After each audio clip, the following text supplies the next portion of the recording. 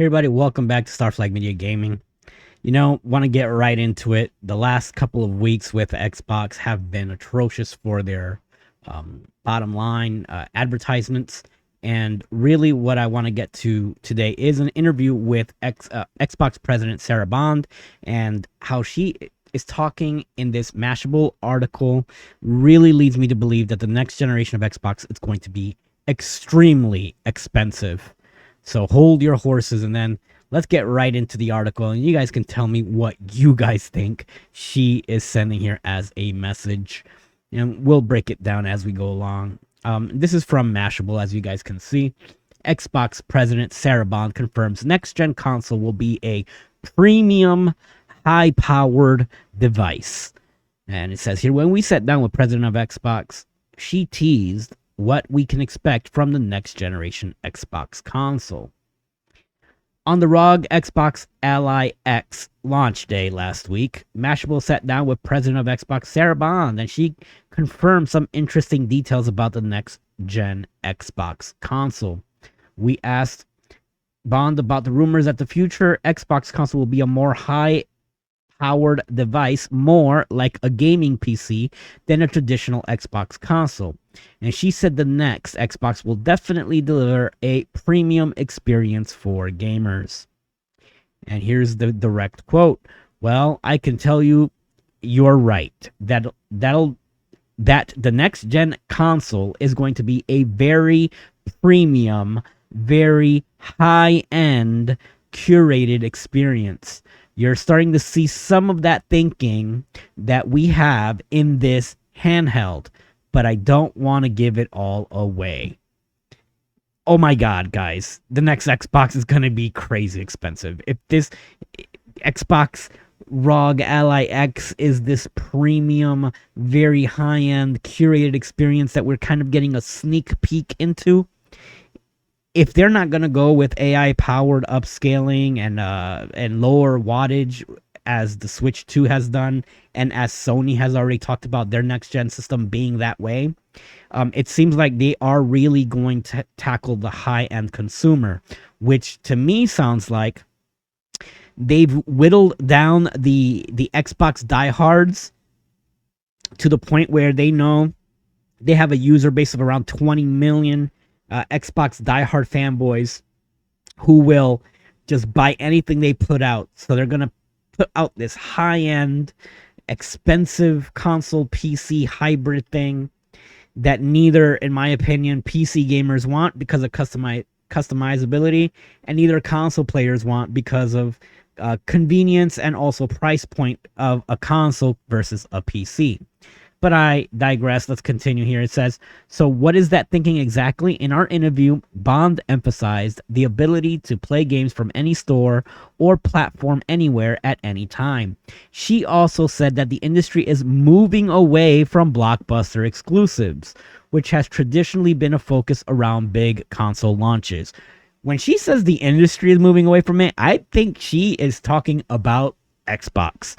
And PlayStation, even though they are putting their games on Xbox and on PC, they're doing it to a much lesser degree. And they're pretty much still 5 to 6 years behind Xbox when it comes to that strategy.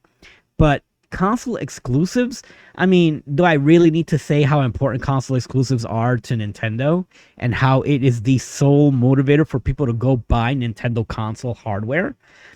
When you have essentially a third-party box, if you're just putting out a game, an Xbox game, and it's going to be on everything, like a Switch 2 or a PlayStation, then, okay, that's great for Xbox's bottom line. But if I have to go to a store and I have to pick a system to play my games, and I go, well, I'm going to pick this one because it plays all of my Xbox games because Xbox is making games on it, and it's got all the third-party games. And, oh, wait, exclusives. I'll buy this one because I can also get those exclusives that I cannot buy on Xbox. Anyway, so she continues here. It says, we really seeing people evolve way past exclusives, Bond said in her sit-down with Mashable. The biggest games in the world are available everywhere. You look at Call of Duty, you look at Minecraft, you look at Fortnite, you look at Roblox. That's actually what's driving the community in gaming. That's where people gather and they have experiences. And the idea of locking it to one store or one device is antiquated for most people.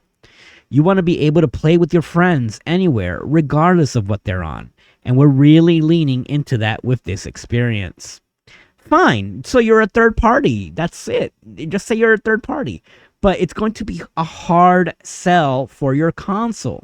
Because if you're bringing out a $1,000 or $1,200 console as your next big thing, you know,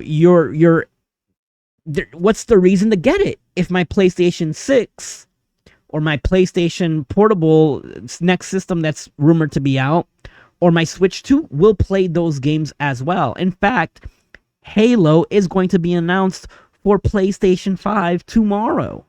I mean, I'm publishing this at 10:54 p.m. Eastern Standard Time on October 23rd. So by October 24th, 2025, Halo will be on PlayStation. What's the point of having an Xbox? What's the point? If I can play all those same third-party games, including your Xbox lineup on my PlayStation, why should I buy an Xbox? Bond also said that gamers shouldn't be tied to a particular console or store. I want Xbox to act like every other form of entertainment, where you can access it wherever you want, whatever you are. Like, I love this idea that Xbox can always be with you.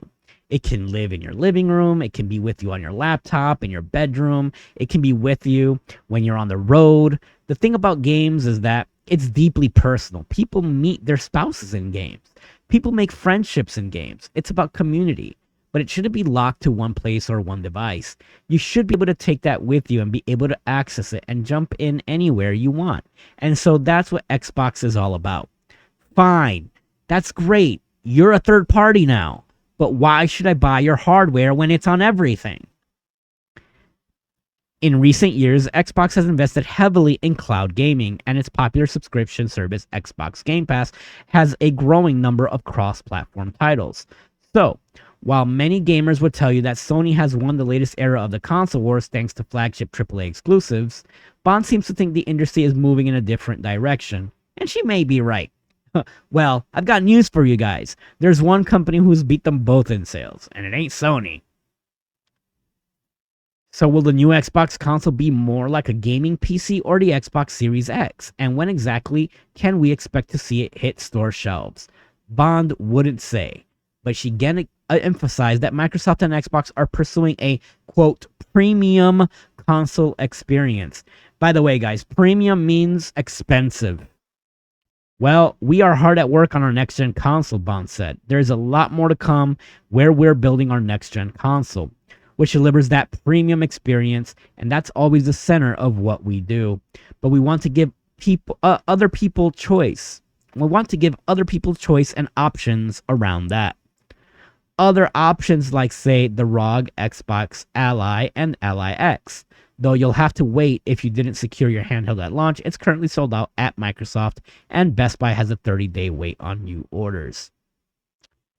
Guys, I understand. Look, if you're looking at the industry from an outsider's point of view and you want to make it, let's say, like the movie industry or like the music industry, right? And everybody is just simply publishing movies, then it doesn't matter if you own a Sony Blu-ray player or CD player versus a Panasonic or a Sharp or a Samsung.